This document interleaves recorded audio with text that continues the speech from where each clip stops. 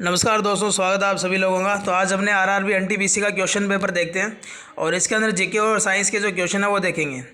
तो जो भी स्टूडेंट नए हैं इस क्लास को शेयर कीजिए, लाइक कीजिए। और इसके अलावा अगर मैं आपको बता दूं कि आरआरबी एनटीपीसी के क्वेश्चन पेपर चाहिए तो आप लोग प्ले स्टोर में जाइए और वहाँ से बीच ऐप एजुकेशन ऐप है उसको डाउनलोड कीजिए।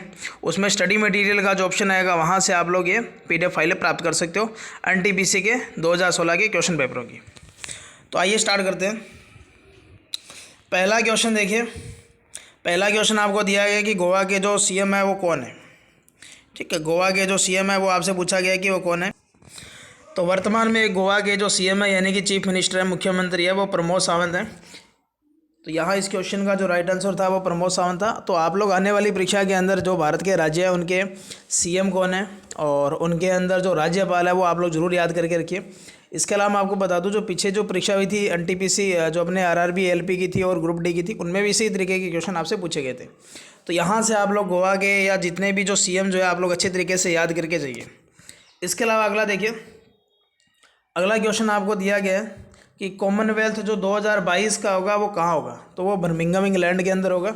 और 2018 जो होगा वो आपको पता है कि कहाँ हुआ था, वो गोल्ड कोस्ट ऑस्ट्रेलिया में हुआ था। तो जितनी भी जो खेल से संबंधित इवेंट है वो भी आप लोग अच्छे तरीके से पढ़कर जाइए, वहाँ से भी आपको क्वेश्चन पूछे जाएंगे।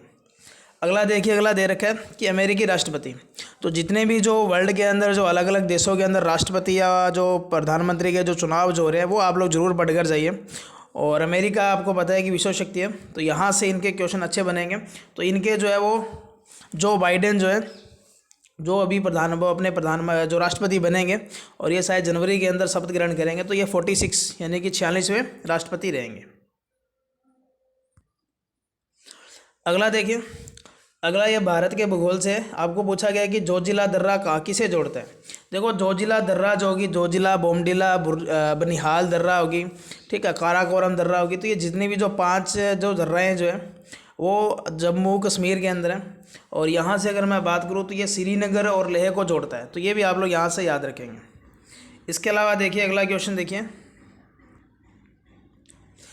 अगला क्वेश्चन आपको दिया गया है कि रेतवाड़ी जो है वो एक शायद प्रथा वगैरह थी जो किसने स्टार्ट की थी। तो ये टॉमस मुनरो ने की थी। और कहाँ से स्टार्ट की थी, तो ये मद्रास के अंदर की थी। तो ये अपना इंपॉर्टेंट क्वेश्चन बनेगा। तो इस क्वेश्चन का जो राइट आंसर होगा वो टॉमस मुनरो। अगला क्वेश्चन आपको दिया गया है कि 1924 का जो अधिवेशन था कांग्रेस का, ये शायद कर्नाटक के बेलगाम के अंदर हुआ था, जिसकी गांधी जी ने अध्यक्षता की थी।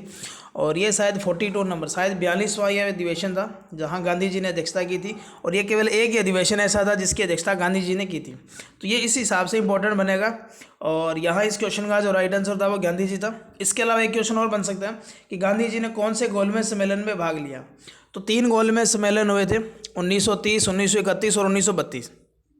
तो 1931 का जो दूसरा गोलमेज सम्मेलन था उसमें इन्होंने भाग लिया। उसके बाद 1932 में इन्होंने सविनय अवज्ञा आंदोलन को दोबारा स्टार्ट किया। तो ये भी आप लोग याद रखेंगे कि सविनय अवज्ञा आंदोलन को दोबारा स्टार्ट कौन से सन में किया गया था। तो वो 1932 में किया गया था।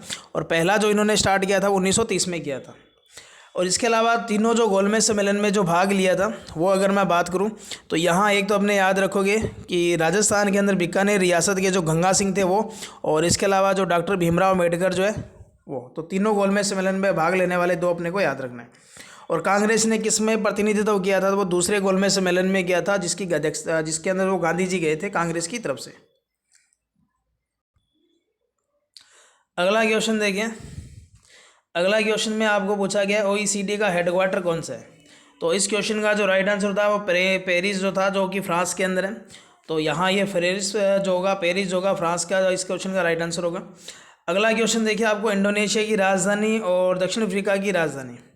हालांकि दक्षिण अफ्रीका की 2 अलग अलग राजधानी है। तो इंडोनेशिया की राजधानी जकार्ता है, मलेशिया की कुआलालंपुर है, बांग्लादेश की ढाका है, ठीक है, नेपाल की काठमांडू रहेगी और भूटान की थिम्पू रहेगी। ब्रह्मा जो होगा इसकी भी राजधानी चेंज हुई थी पिछले कुछ समय में। तो आप लोग ये अपने जो भारत के पड़ोसी जो राज्य हैं, आसपास के जो राज्य हैं, देश हैं, उनके आप लोग अच्छे तरीके से राजधानियाँ रट कर जाइए, वहाँ से भी आपको क्वेश्चन पूछे जाएंगे। इसके अलावा दक्षिण अफ्रीका की देखिए आपको दे रखा है 3 अलग अलग राजधानियाँ, ब्यू कॉन्टेंट, प्रिटोरिया और केप टाउन, ठीक है। तो ये अपने को यहाँ से याद रखना। और ये दक्षिण अफ्रीका वाला काफ़ी इंपॉर्टेंट रहेगा अपने लिए क्योंकि यहाँ इसकी 3 अलग अलग राजधानी है। अगला क्वेश्चन देखते हैं। अगले क्वेश्चन में है कि जो कल्याण योजना थी उसका गिनीज बुक में क्या नाम दिया गया था। तो इस योजना का जो नाम था वो संबल योजना दिया गया था। ठीक है, और ये क्वेश्चन काफ़ी अच्छा रहेगा, आने वाली परीक्षा के अंदर भी आपसे ये क्वेश्चन दोबारा पूछा जा सकता है। अगला क्वेश्चन देखिए, अभी आईपीएल हुआ है, तो आईपीएल से संबंधित आप लोग जो भी एप्लीकेशन चल रही थी, जैसे एमपीएल हुआ, ड्रीम 11 हुआ, तो इनके बारे में भी आप लोग पढ़कर जाइए, और आईपीएल के जो क्वेश्चन बनेंगे वो भी आप लोग अच्छे तरीके से पढ़कर जाइए। और इसके जो सीईओ है, चीफ एग्जीक्यूटिव ऑर्गेनाइजर, वो अजय हर्ष जैन है। तो यहाँ इस क्वेश्चन का राइट आंसर जो था वो हर्ष जैन था। अगला देखिए, अगला आपसे क्वेश्चन पूछा गया है कि अधिकतम सोना का जो उत्पादन जो होगा वो कौन से राज्य करेगा। तो ये अधिकतम सोने का जो उत्पादन करता है वो भारत का कर्नाटक राज्य होगा, और कर्नाटक के अंदर आपको पता है कॉफ़ी का अनुसंधान केंद्र भी है। ठीक है, तो यहाँ से इस क्वेश्चन का जो राइट आंसर होगा वो क्या होगा, अपना कर्नाटक होगा। अगला क्वेश्चन आपको देखो क्या दिया गया कि बिग बैंग थ्योरी, पृथ्वी की उत्पत्ति से संबंधित ये बिग बैंग थ्योरी है, ये किस पर आधारित है। तो ये कॉस्मोलॉजी पर आधारित है। तो इस क्वेश्चन का राइट आंसर क्या होगा, कॉस्मोलॉजी होगा। अगला देखिए, ये भी क्वेश्चन काफ़ी अच्छा पूछा इन्होंने। अगले क्वेश्चन में आपको क्या दिया गया है कि महावीर स्वामी के बचपन का नाम क्या था। तो इनके बचपन का नाम था वो वर्धमान था। इसके अलावा अगर हमने बात करें गौतम बुद्ध के बचपन का नाम क्या था, तो इनके बचपन का नाम सिद्धार्थ था। इसके अलावा देखिए क्या दिया गया, भारत का जो तेलंगाना राज्य जो था उसका आपको पूछा गया था कि वो कब उसका जन्म हुआ था। तो ये 2 जून 2014 के अंदर हुआ था। और अब भारत में अगर राज्यों की संख्या पूछे तो 28 राज्य रहेंगे, 9 केंद्र शासित प्रदेश रहेंगे, और इसमें से 3 केंद्र शासित ऐसे प्रदेश होंगे जहां इनकी राजधानियां जो होगी, इनके अंदर विधानसभाएं चलेगी। और जम्मू के अंदर विधानसभा चलती है, इसके चलेगी। इसके अलावा दिल्ली के अंदर विधानसभा चलती है। इसके अलावा पुडुचेरी जो होगी वहाँ भी विधानसभा चलती है। दिल्ली के अंदर विधानसभा की सीटों की संख्या 70 है, और जो पुडुचेरी है वहाँ इसकी संख्या जो रहेगी वो 30 रहेगी। अगला देखिए क्वेश्चन, काफ़ी अच्छा क्वेश्चन है ये। अगला क्वेश्चन है कि बंगाल का विभाजन कब हुआ। तो अच्छा क्वेश्चन है। तो ये लॉर्ड कर्जन जो थे उसके टाइम हुआ बंगाल का विभाजन, 16 अक्टूबर 1905 का हुआ। और इस आंदोलन के विरोध के अंदर एक स्वदेशी आंदोलन चलाया गया जिसको भंग भंग आंदोलन कहा गया। ठीक है, भंग भंग आंदोलन कहा गया था। और ठीक है, इसके अलावा अगर मैं बात करूँ 1906 के अंदर मुस्लिम लीग की स्थापना हुई। 1907 के अंदर कांग्रेस का जो सूरत अधिवेशन था वहाँ कांग्रेस का विभाजन हुआ, जहाँ नरम दल और गरम दल अलग हुए। तो ये भी आपसे पूछा जा सकता है कि मुस्लिम लीग की स्थापना कब हुई, या किस आंदोलन के बाद में हुई, या किसके विभाजन के बाद में हुई। तो 1906 के अंदर हुई थी ये। ठीक है, और 1906 के अंदर इसकी मुस्लिम लीग जो अली बंधु थे उन्होंने स्थापना की और ढाका के अंदर की थी। और 1907 के अंदर जो कांग्रेस का विभाजन जो हुआ था वो सूरत अधिवेशन के अंदर हुआ था, जहां नरम दल और गरम दल जो थे वो अलग हुए थे। अगला क्वेश्चन देखिए आपको क्या दे रखे हैं, IBM जो है इनके सीएम, अगर आप सीएम आपसे पूछेंगे,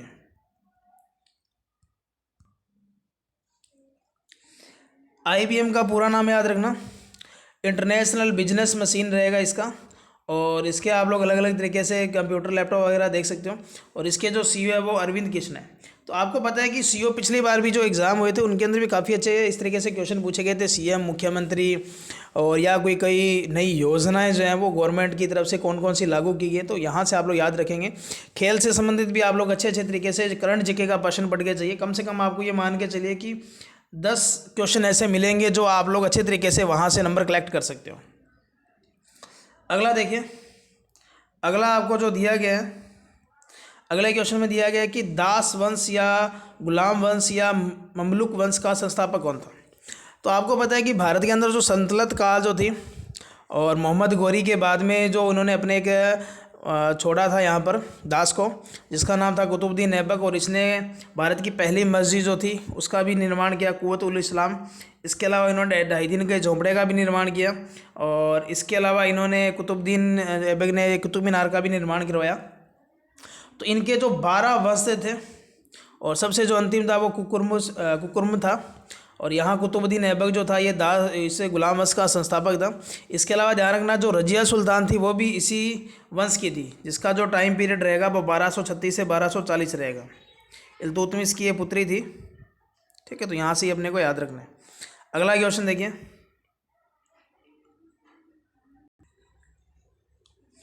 अगले क्वेश्चन आपको दिया गया है कि स्ट्रॉन्ग बॉडी कौन सी होगी। तो यानी कि आपको सबसे स्ट्रॉन्ग हड्डी पूछा है, बोन पूछा है। तो ये जबड़ा जो होगा इस क्वेश्चन का राइट आंसर होगा। सबसे लंबी अगर हड्डी पूछता है तो आपको याद रखना फीमर होगी, जो जांघ के अंदर होती है। और सबसे छोटी अगर हड्डी पूछ रहे हैं तो इसका आपको याद रखना स्टेपिज होगी, जो कान के अंदर होती है। तो यहाँ से अपने को ये दो बातें भी याद रखनी है, एक फीमर याद रखोगे और दूसरा आप लोग याद रखेंगे कान की जो सबसे छोटी हड्डी होगी स्टेपिज होगी। इसके अलावा देखिए आपको क्या दिया गया है कि कार्बन के जो यौगिक जो हैं कि प्लास्टिक किसके मिलकर बना होगा। आपको दे रखा है कि प्लास्टिक जो होता है वो किससे मिलकर बनाता है। तो प्लास्टिक भी एक प्रकार का क्या होगा, ये कार्बन के यौगिकों से मिलकर बना होगा। बहुलीकरण प्रक्रिया से इसको तैयार किया जाता है। तो इस क्वेश्चन का जो आंसर होगा वो कार्बन के यौगिक होंगे। इसके अलावा अगर आपको बता दूं पॉलीथीन आपने पढ़ा होगा, पीवीसी आपने पढ़ा होगा, तो ये आइसोप्रीन आपने पढ़ा होगा। तो ये सारे के सारे क्या प्लास्टिक ही होते हैं, जो ताप नम्य प्लास्टिक होते हैं, यानी कि इनको आप लोग गर्म करके अन्य आकृतियों में भी डाल सकते हो। अगला क्वेश्चन देखिए, आपको संगमरमर का सूत्र पूछा है। तो जितने भी जो केमिकल फार्मूलेज होते हैं आपके, उनके रासायनिक नाम भी याद रखेंगे और उसके जो जनरल नेम है वो भी याद रखेंगे। इसके अलावा इनके फार्मूले भी याद रखेंगे। इसके अलावा इनका अणुभार कैसे निकाला जाता है और इनमें इनकी परसेंटेज मात्रा जो होगी वो कैसे निकाली जाती है। तो संगमरमर जो होगा वो कैल्शियम कार्बोनेट होगा, तो CaCO3 होगा। ठीक है, तो यहाँ से अपने को याद रखना है। इसके अलावा एक और याद रखेंगे कैल्शियम हाइड्रोक्साइड, जिसको बुझा हुआ चूना कहा जाता है। और इसके अलावा कैल्शियम ऑक्साइड याद रखेंगे, जिसको बिना बुझा हुआ चूना कहा जाता है। तो ये दो आप लोग यहाँ से याद रखेंगे जो कैल्शियम के यौगिक रहेंगे। अगला देखिए, आपको दिया गया है कि इनमें से उपधातु कौन सी होगी। तो आपने आवर्त सारणी अगर देखी होगी तो उसको 3 टुकड़ों में डिवाइडेशन किया गया है। धातु हो गया, अधातु हो गया और उपधातु हो गया। ठीक है, धातु और अधातु की कुछ डेफिनेशन है और इसके अलावा उपधातु जो होगी जिसमें कुछ धातु के गुण होंगे और अधातु के गुण होंगे। तो यहाँ से अगर मैं बात करूँ तो ये लेड, इसका जो राइट आंसर होगा वो सिलिकॉन होगा। सिलिकॉन हो गया, जर्मेनियम हो गया। इसके अलावा अपने पास जैसे अपने पास कार्बन हो गया। तो ये कुछ 8 से शायद 9 ही ऐसी हैं जो उपधातुओं में काउंट की जाती है। इसके अलावा जो एस ब्लॉक के जो तत्व वो सारे धातु आते हैं। इसके अलावा जो पी ब्लॉक के जो तत्व होंगे वो सारी अधातुएं होगी। और यहाँ से अगर मैं बात करूँ तो कुछ डी ब्लॉक के तत्व होंगे और कुछ पी ब्लॉक के तत्व होंगे जो दोनों में काउंट होंगे, मतलब वो अपधातुओं में भी उपधातुओं में भी काउंट होंगे। अगला देखिए, अगला आपको दिया गया है कि प्रकाश क्या है। तो प्रकाश जो होगा वो ऊर्जा का एक रूप होगा जिसको फोटोन कहा जाता है। तो यहाँ से इस क्वेश्चन का जो राइट आंसर था वो फोटोन था। इसके अलावा अगला क्वेश्चन देखिए, आपको ये पूछा गया कि परमाणु की संरचना। तो परमाणु की संरचना के बारे में रदरफोर्ड और निल्स बोर ने अलग अलग एग्जाम्पल दिए। इसके अलावा आपको परमाणु के खोजकर्ता की अगर पूछा जाए तो जॉन डाल्टन इसके होंगे। ठीक है, तो यहाँ इस क्वेश्चन का जो राइट आंसर होगा वो रदरफोर्ड और निल्स बोर होगा। अगला देखिए, बंगाल की कुल लंबाई आपसे पूछा गया है। तो बंगाल की जो टोटल जो लंबाई है वो 4156 किलोमीटर रहेगी। और इसके अलावा अगर आपसे पूछ ले कि भारत के अंदर जो सबसे ज़्यादा जो सीमा लगती है वो किस देश की लगती है, तो सबसे ज़्यादा जो लगेगी वो बांग्लादेश की लगेगी, 4096 लगती है। और सबसे कम अगर मैं बात करूं तो सबसे कम जो लगती है वो 106 किलोमीटर लगती है अफगानिस्तान की। ठीक है, तो इस क्वेश्चन का जो राइट आंसर होगा वो अपना क्या रहेगा, बंगाल की टोटल लेंथ पूछी आपसे। और ये काफ़ी एक यूनिक क्वेश्चन है, ये शायद किसी भी स्टूडेंट को आता होगा। तो ये अच्छा क्वेश्चन था यहाँ पर इन्होंने जो दिया है। अगला क्वेश्चन देखते हैं। अगला क्वेश्चन है कि गोबी मरुस्थल का है। तो देखो, गोबी जो मरुस्थल होगा ये एशिया के अंदर होगा और मंगोलिया देश के अंदर है। इसके अलावा आपने पढ़ा होगा कालाहारी होगा वो दक्षिण अफ्रीका के अंदर है। अटकामा जो होगा वो चिली के अंदर है। इसके अलावा सहारा जो होगा ये एशिया के अंदर है, भारत के जो अफ्रीका के अंदर होगा। इसके अलावा जो थार मरुस्थल होगा ये अपने इंडिया और पाकिस्तान के कुछ हिस्से के अंदर है, मतलब पूरे एशिया के अंदर रहेगा। ठीक है, तो ये कुछ अपने पास अलग अलग मरुस्थल रहेंगे। गोबी मरुस्थल होगा ये अपना एशिया वाला पार्ट होगा, मंगोलिया जो चाइना की बॉर्डर के साथ लगेगा। तो यहाँ इस क्वेश्चन का मंगोलिया राइट आंसर होगा। अगला क्वेश्चन आपको दिया गया है कि कामायनी बुक किसकी है। तो जितनी भी जो इंपॉर्टेंट बुक्स है अभी कुछ दिन पहले जो भी लॉन्च हुई है पिछले 6 से 1 साल के महीने के अंदर, 6 महीने से 1 साल के अंदर, उनको आप लोग जरूर पढ़ के जाइए। ये जयशंकर प्रसाद की रहेगी, जो शायद भारत के अभी वर्तमान में जो विदेश मंत्री है। अगला देखिए, अगला है कि हेनले जो पासपोर्ट इंडेक्स है उसके अंदर सब टॉप किसने किया है। मतलब अलग अलग आपने इंडेक्स देखे होंगे, हैप्पीनेस इंडेक्स देखा होगा, भुखमरी का इंडेक्स देखा होगा, बेरोजगारी का इंडेक्स देखा होगा, तो बहुत सारी अलग अलग, भ्रष्टाचार का इंडेक्स देखा होगा। तो ये साल के अंदर आपको एक रिपोर्ट प्रस्तुत की जाती है, तो उसके अकॉर्डिंग अलग अलग देशों को रैंक प्रदान की जाती है। सबसे शांतिपूर्ण देश कौन सा होगा, सबसे ज़्यादा जिसके अंदर हिंसा जो होगी वो किस देश के अंदर, तो अलग अलग ये इंडेक्स आते हैं। तो ये आप लोग जरूर पढ़ के जाइए। इसके अंदर जो टॉप किया है वो जापान ने किया है। इसके अलावा देखिए, अभी आपको पता है कि 10 दिसंबर को नोबेल पुरस्कार दिए जाते हैं, और ये शायद 6 क्षेत्रों में दिए जाते हैं। तो नोबेल पुरस्कार अभी कुछ दिन पहले दिए हैं दिसंबर के अंदर, अभी दिसंबर ही चल रहा है अपना। तो यहाँ से आप लोग नोबेल पुरस्कार जरूर पढ़ के जाइए। और मेडिसिन का जो नोबेल पुरस्कार दिया गया वो माइकल हार्वे और राइस इनको दिया गया। और एक एरिया के अंदर, यानी कि एक क्षेत्र के अंदर मैक्सिमम जो है वो 3 लोगों को दिया जाता है, और पूरे साल के अंदर जो मैक्सिमम दिया जाता है वो 12 लोगों को दिया जाता है। और इसकी जो शुरुआत हुई थी वो 1900 के अंदर हुई थी। और भारत के जो पहला जो विजेता थे, अगर मैं बात करूं तो रविंद्रनाथ टैगोर थे, जिनको 1913 के अंदर गीतांजलि के लिए ये पुरस्कार दिया गया था। इसके अलावा सीवी रमन थे, उनको 1930 में दिया गया था। डॉक्टर हरगोविंद खुराना थे अपने। इसके अलावा मदर टेरेसा थी, शायद उनको 80 या 1986 के लमसम दिया गया था। तो ये आप लोग यहाँ से याद रखेंगे। गांधी जी का 6 बार शांति के क्षेत्र में नोबेल पुरस्कार में चयन हुआ, लेकिन उनको नॉमिनेट जरूर किया गया था, लेकिन उनको कभी भी दिया नहीं गया। अगला देखिए, कैदई या मैदेई जो त्यौहार जो होगा वो किस राज्य का आपको पूछा गया त्यौहार है। तो इस क्वेश्चन का जो राइट आंसर था वो छत्तीसगढ़ था।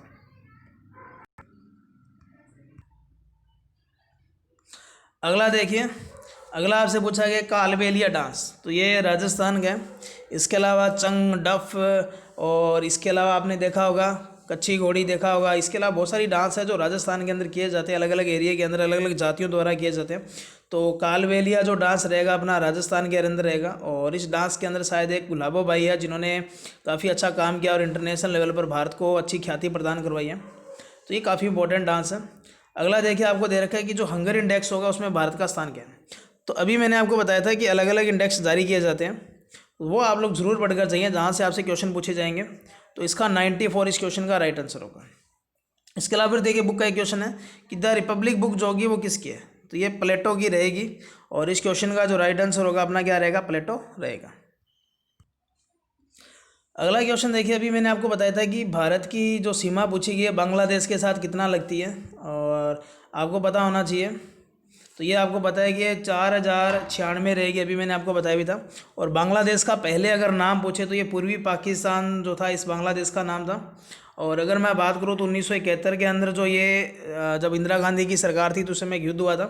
उस युद्ध के बाद बांग्लादेश आज़ाद हुआ, और यहाँ के जो लोग थे उनकी लैंग्वेज जो थी वो बांग्ला थी, इस वजह से इस देश का जो नाम रखा गया वो बांग्लादेश है। इसके अलावा शायद इनकी वर्तमान में जो प्रधानमंत्री है वो शायद शेख हसीना है, वो आप लोग जरूर याद रखें, पड़ोसी देशों की। इसके अलावा देखो आपको जो पूछा गया है,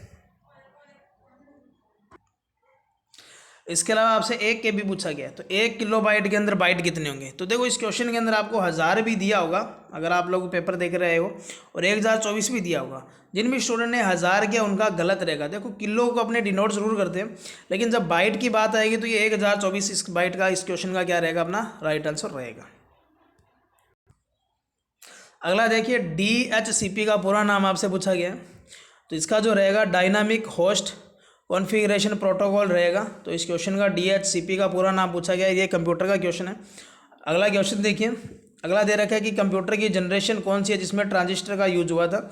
तो ये ट्रांजिस्टर का यूज हुआ था वो 1947 की जो जनरेशन थी, सेकंड जनरेशन के अंदर यूज हुआ था। पहली जो जनरेशन थी उसके अंदर अपने देखते हैं वैक्यूम ट्यूब जो यूज हुई थी। उसके बाद ट्रांजिस्टर, फिर IC आएगी, फिर VLSI आएगी, और ये 5वीं जनरेशन जो वर्तमान के अंदर चल रही है। तो ये भी आप लोग याद रखेंगे कि अब वर्तमान में अंदर कौन सी कंप्यूटर की जनरेशन चल रही है। तो 5th जनरेशन ये चल रही है। अगला क्वेश्चन देखिए, आपको पूछा गया कि पीयूष ग्रंथि जो होगी वो कौन से हार्मोन का स्रावन करती है। तो इस क्वेश्चन का जो राइट आंसर होगा वो होगा ACTH हार्मोन, यानी कि एड्रेनल कोर्टिको ट्रोफिक हार्मोन रहेगा इस क्वेश्चन का। तो यहाँ आपको ATH पीयूष ग्रंथि, ठीक है। और आपको मैं बता देता हूँ कि जो अपने पीयूष ग्रंथि है ये शायद सबसे छोटी ग्रंथि जो होगी, सबसे छोटी अंतःस्रावी ग्रंथि होगी पूरे बॉडी के अंदर। और आपको पता होना चाहिए अंतःस्रावी ग्रंथियाँ होती है, बाहरी स्रावी ग्रंथियाँ होती है, इसके अलावा एक होती है मिश्रित ग्रंथि। मिश्रित ग्रंथि जो होगी वो अग्नाशय ग्रंथि होगी, ठीक है, क्योंकि उसमें हार्मोन भी होते हैं और एंजाइम भी होते हैं। और जो अंतःस्रावी ग्रंथियाँ होती है वो हार्मोन का स्रावन करती है, और जो बाहरी स्रावी ग्रंथियाँ जो होती है वो एंजाइम का स्रावन करती है। लेकिन आपने पढ़ा होगा कि जो अग्नाशय ग्रंथि जो होगी वो एंजाइम और हार्मोन दोनों करती है। 3 एंजाइम होंगे और 3 ही हार्मोन होंगे। अगला देखिए, विटामिन सी का वैज्ञानिक नाम आपसे पूछा गया है, रासायनिक नाम। तो विटामिन ए का रेटिनॉल होगा, ठीक है, और विटामिन सी का एस्कॉर्बिक अम्ल होगा, विटामिन डी का कैल्सीफिरोल होगा, विटामिन के ई का जो होगा वो टेकोफिरोल होगा, फिर उसका अगर मैं बात करूँ तो वो कैल्सीफिरोल होगा विटामिन ई का, और के का अगर मैं बात करूँ तो टेकोफिरोल होगा। तो ये अलग अलग नाम याद रखेंगे। इसके अलावा विटामिन B1 थाइमिन होगा, विटामिन B2 राइबोफ्लेविन होगा, विटामिन B3 थाइमिन, ठीक है, थाइमिन होगा। इसके अलावा विटामिन V6 होगा, V7 विटानिन होगा, और विटामिन B12 साइनोकोबाल्मिन होगा। तो ये अलग अलग इनके वैज्ञानिक नाम भी आप लोग पढ़कर जरूर जाइए। अगला क्वेश्चन देखिए, अगला क्वेश्चन आपसे पूछा गया कि सबसे बड़ी ग्रंथि कौन सी होगी। तो ये आपको मैंने अभी बताया था कि शरीर के अंदर कुछ अंतःस्रावीय ग्रंथियाँ होती है और कुछ बाह्य स्रावीय होती है। तो सबसे बड़ी ग्रंथि जो होगी वो लीवर होगी, और सबसे छोटी अगर ग्रंथि आपसे पूछा जाता तो पीयूष ग्रंथि होगी, और जिसका साइज अगर आपसे पूछे तो मटर के दाने के समान होगा। इसके अलावा देखिए, इंसुलिन कहाँ से निकलता है। तो अभी मैंने आपको बताया था अग्नाशय ग्रंथि जो होगी वो 3 प्रकार के हार्मोन का स्रावन करती है, और 3 ही प्रकार के क्या होंगे, एंजाइम होंगे, ठीक है। और ये अग्नाशय ग्रंथि जो होगी इसकी बीटा बी सेल से, अल्फा बीटा गामा ये 3 होती है। तो बीटा गामा बीटा सेल से ये क्या करता है, इंसुलिन का स्रावन करती है। और ये बीटा सेल जो होगी, अग्नाशय ग्रंथि जो होगी, ये शरीर के अंदर इंसुलिन की मात्रा को कंट्रोल करती है। और इंसुलिन जो होगा वो अपने को पता है कि शरीर के अंदर ग्लूकोज की मात्रा को क्या करता है, कंट्रोल करता है। अगर इंसुलिन का स्रावन कम होता है तो शरीर के अंदर ग्लूकोज की मात्रा बढ़ जाती है, डायबिटीज जिसका शिकार हो जाता है।